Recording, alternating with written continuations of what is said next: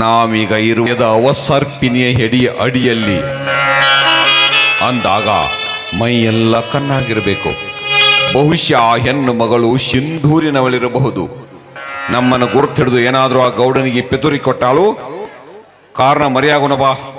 ಅಡಿ ಬಾವ, ನಾನು ನೋಡಿ ಬರ್ತೀನಿ.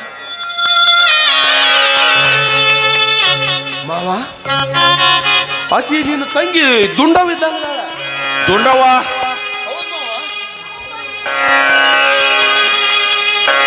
ದುಂಡವ್ವ,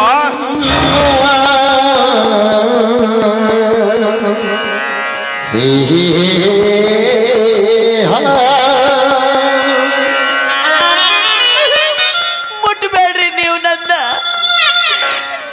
ನೀವ್ಯಾರು ಮುಟ್ಟಬೇಡ್ರಿ.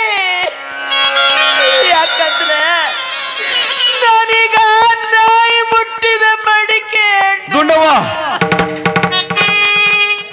ಯಾರವ ನಿನ್ನನ್ನು ಈ ಸ್ಥಿತಿಗೆ ತಂದವನು? ಮತ್ಯಾರು? ಅದರಲ್ಲ ಗೌಡ, ಅವನ ಗೆಳೆಯ ವೀರಯ್ಯ. ಗೌಡ ವೀರಯ್ಯ, ಇಲ್ಲದ ಹೊತ್ತಿನಾಗ ತಮ್ಮ ಮಂದಿನೆಲ್ಲ ನಮ್ಮ ಹೊಲಕ್ಕೆ ಕಳಿಸಿ ನಮ್ಮ ಬೆಳೆಯನ್ನೆಲ್ಲ ಕೊಯ್ಸಿ ಹಾಳು ಮಾಡಿ ಹಾಳುಗಡಿವಿ ಅವಾಗ ಒಂದು ಹೊಡೆದು ನನ್ನ ಕೈ ಕಾಲು ಕಟ್ಟಿ ತೋಟ ಕರ್ಕೊಂಡೋಗಿ ನನ್ನ ಶೀಲಾನ ಹಾಳು ಮಾಡಿದ್ರ.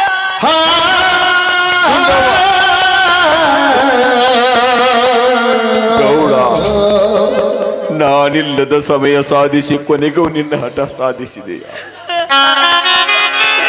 ಮೊದಲ ಬೆಳ್ಳಿ ಬೇತನ ಮಟ್ಟ ಕುಡಿದು ಮಂದಿ ಅದು. ರಾತ್ರಿಯಿಂದ ಬೆಳಿಗ್ಗೆವರೆಗೂ ಹಸಿದ ನಾಯಿಗಳಿಗೆ ಈ ಎಂಜಲು ಹಾಕಿದ್ರೆ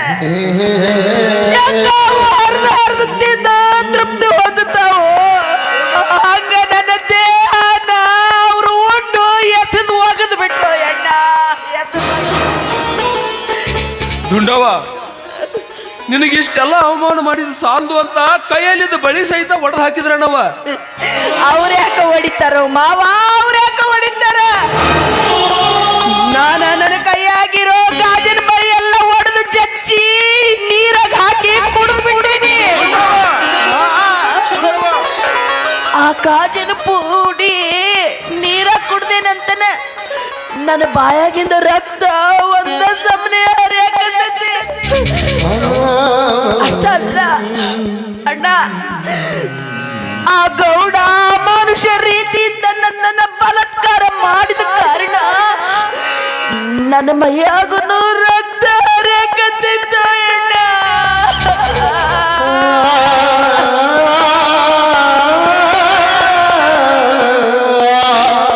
ಅಣ್ಣ, ಈ ಹರಿತಾ ಇರೋ ನನ್ನ ರಕ್ತದಾಗ ಗೌಡನ ರಕ್ತ ಬೆರೆತು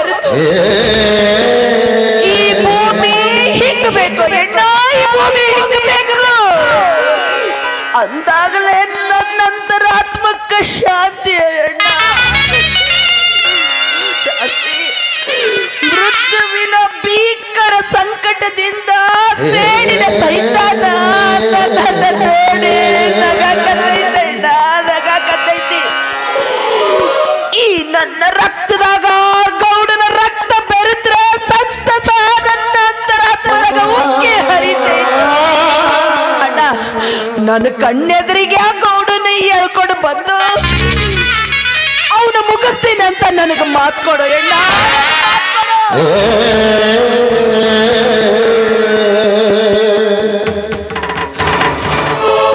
ನಿಂತ ನೆಲದ ಮೇಲೆ, ಬೀಸುವ ಗಾಳಿಯ ಮೇಲೆ, ಉದಯಿಸುವ ಸೂರ್ಯನ ಮೇಲೆ ಅಷ್ಟೇ ಅಲ್ಲ, ಜನ್ಮ ಕೊಟ್ಟ ನನ್ನ ತಾಯಿಯ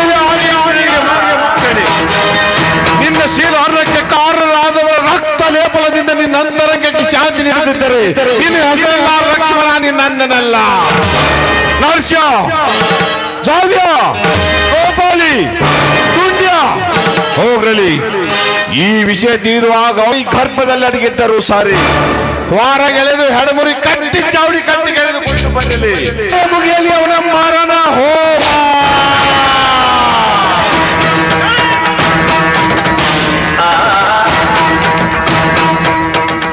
ಗೌಡ, ಇಂದಿನಿಂದ ನಮ್ಮೂರಲ್ಲಿ ಮರಣದ ಮಹಾನವಮಿಯೇ ಪ್ರಾರಂಭ.